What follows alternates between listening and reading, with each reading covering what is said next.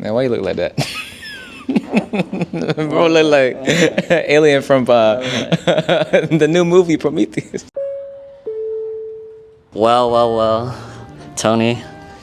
That's my name. All right, so what up, Hid.n fam? We got another episode here on the Hid.n YouTube channel with special guest Alex Joseph Coluna. Is Joseph his middle name? We'll never know. But we're here to talk trends. We're here to talk performance, performative, and everything in between. So, first and foremost, what do you think is the biggest performative trend this year so far?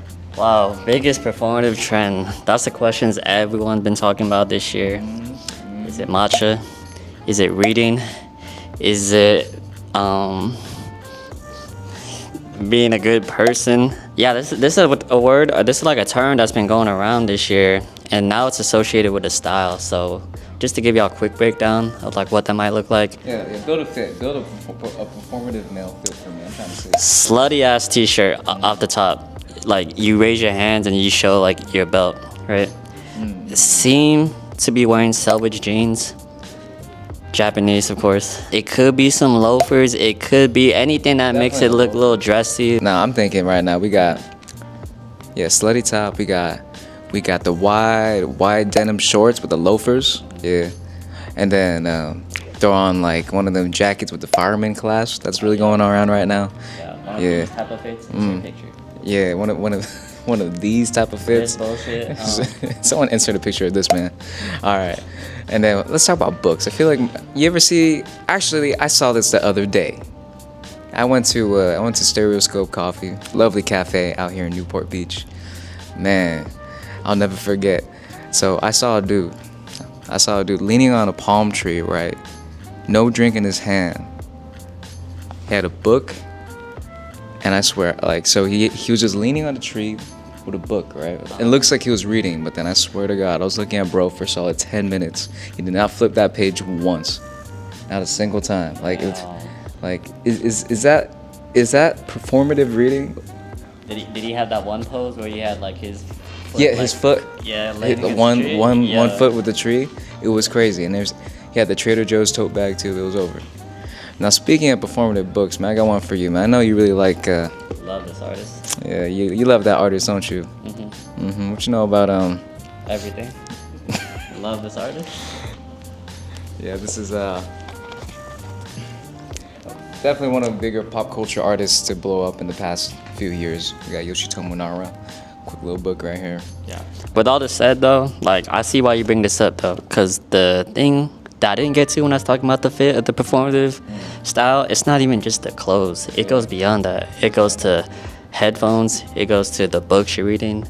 It goes to just things to make you look, in their eyes, more attractive or more appealing to women. I think that's what I'm trying to get at. And yeah, so at least with this style, how I feel about it, and we discussed it before, it almost feels almost like a new age hype beast, right? Because imagine telling someone your style is like performative, you know, that you're performing. Yeah, it's also like back then you told someone like you're a hype beast, like, yo, like I wear stuff but I don't know shit about it. Like that's what I don't understand. But there's definitely a similar vein going on, maybe opposite spectrum, because at this point it's like you look like you're clean, you look like you fold your clothes nicely, and you know, use skincare products and stuff, you know. So anything else you want to add to it? Man, let's talk about vintage tech. I think that's another big trend of the year, right? Aside from being performative, I mean, I feel like these two things go hand in hand. You see a lot of folks will bring back like the old school wired earphones, like older Sony camcorders, vintage cameras really making a comeback right now. Everybody and their mom's trying to get an old cyber shot or film camera just to start doing their thing, which isn't inherently bad, right? But it's definitely trending upwards more than ever. Like even 2-3 years ago, I did not know the same amount of people trying to get like an old Sony camcorder. Like now they used to be really cheap, and now it's actually mad expensive because of the trend. Yeah, definitely seeing people using digicams a lot. That's been really popular for people to get their photos.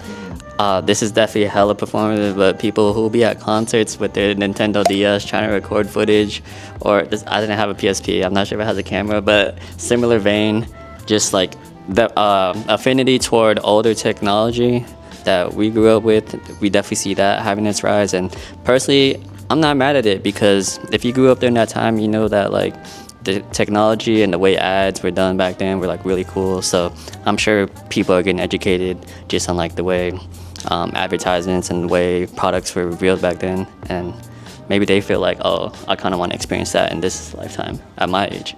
So can't be mad at that.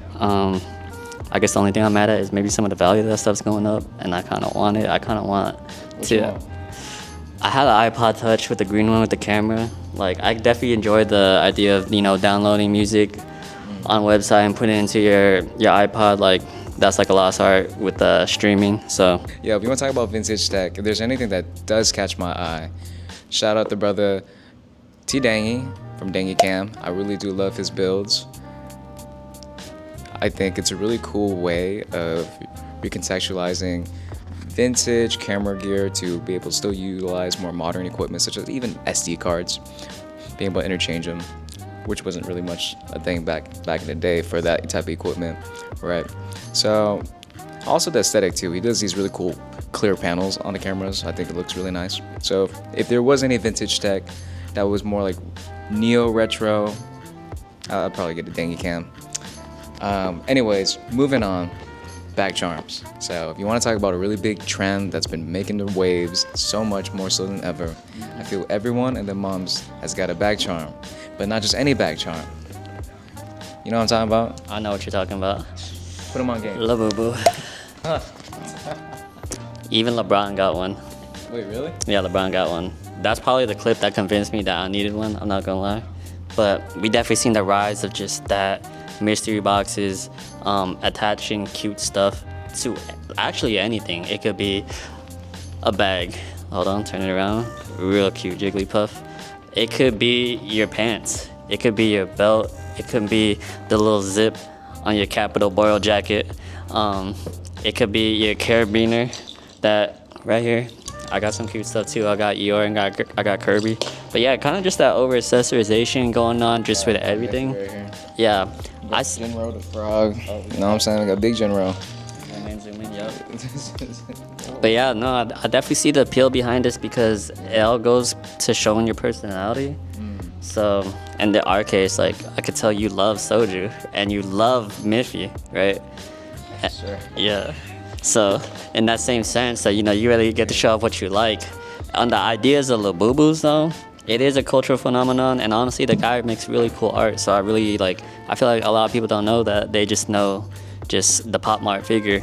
So I guess my question to ask you, Tony, if you got Labubu, and because some people even dress up the Labubu, it got a better fit than normal people sometimes. If you do that, what does that say about you? I'm just curious what you think. Says enough. Says too much, maybe. How about here's a transition. All right. So transition.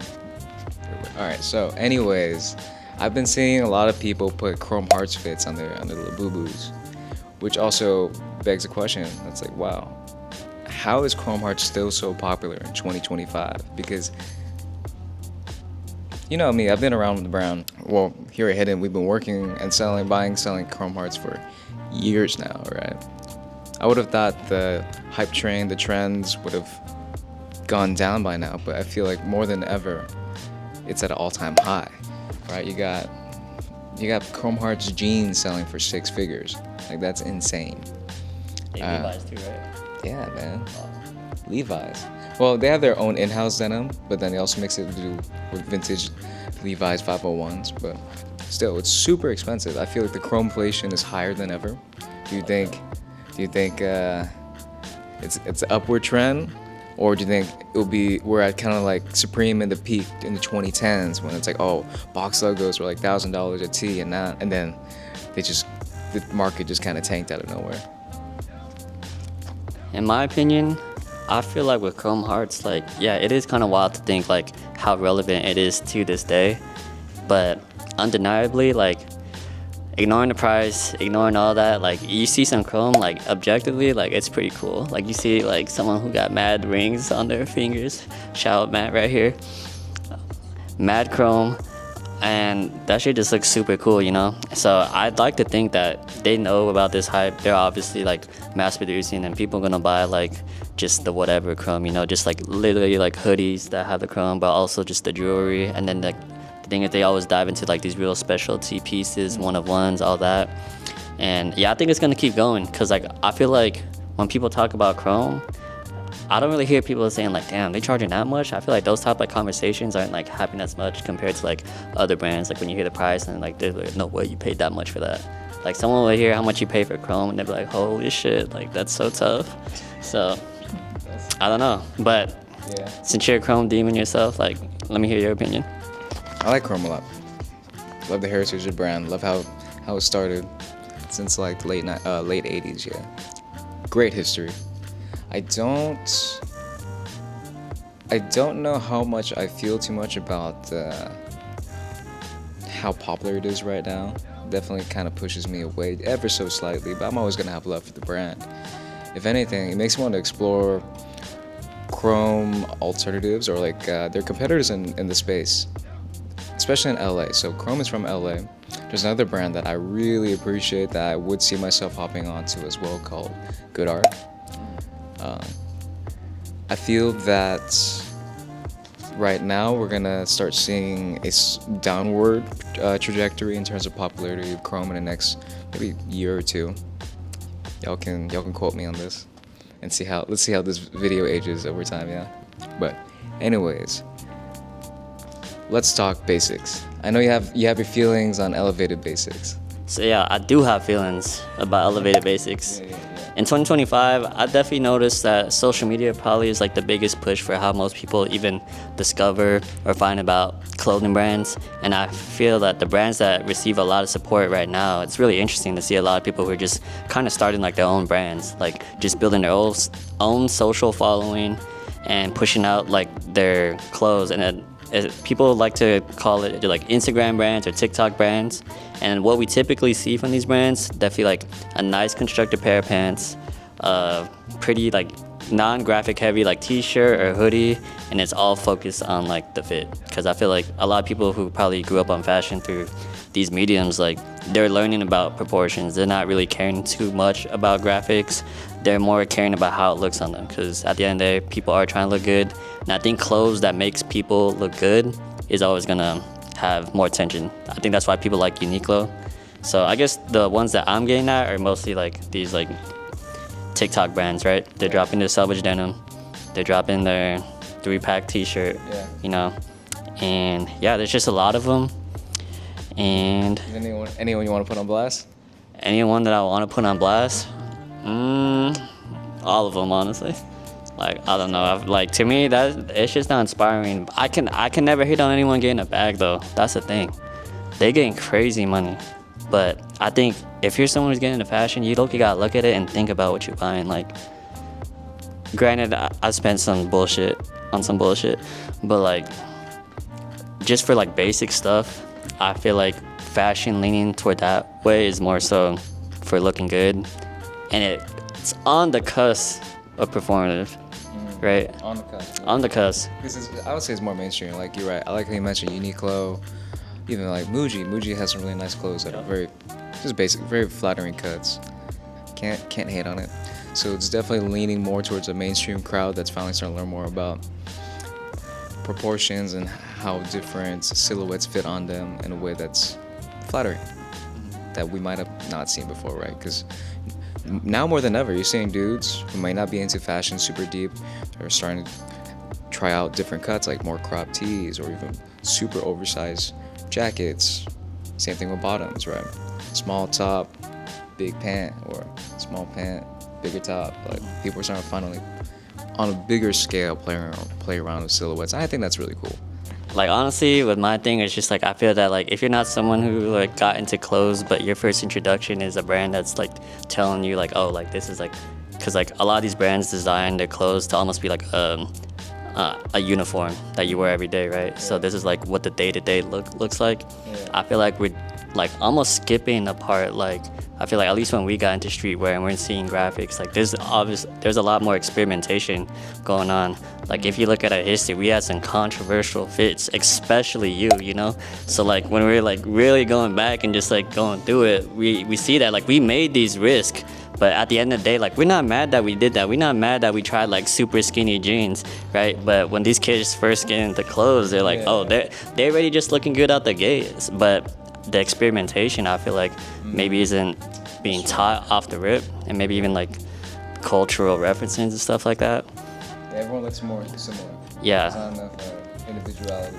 Yeah, instead of knowing more about design, they know more about like memes and fashion or something like that. Like clothes is like a meme. All right, Kaluna. So we've talked about trends of this past year. I want to ask you, what do you think is going to trend next year in 2026? Let the good people know. So for my good people, what is going to trend in these upcoming months? I don't have the answers, but what I can tell you is there's going to be a lot of micro trends coming, so you kind of just got to make your own wave. What personally I want to see be brought back or just in the know is just one of ones. I really respect when people have like their own pair, like their denim jacket has all their patches. That's them. No one else has that. You got your own shoes that you made custom off Nike. No one has that. I think we got to push for that.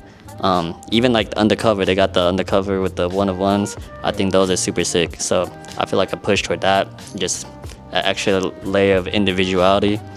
Let's see a trend. Let's see individuality trend. How about you? What do you see trending though? So this past year, we've talked about people conforming to a lot more mainstream fits, like again, small top, big bottom, vice versa. It would be cool to see folks experimenting more outside of the box, trying things that are outside of the comfort zone. But like that, again, kind of piggybacking on what you said, shows a little bit more individuality, right, with their style, as opposed to, like, I feel that if someone were to point at you and I, they can't be like, oh, they dress a specific type of style. Like, I feel that we dress our own way. That kind of blends in the type of things that we like that come from different subgenres and genres of style / fashion. So that said, I would like for folks to experiment more, just try different things out and figure out what they like and then put different things together and see how it goes. And yeah, I guess that's it for this trend video we have here at Hid.n. Thank you for joining us, Mr. Alex Joseph Kaluna. Until next time, Thank you for having me. it's your boy Tony. Peace. See you.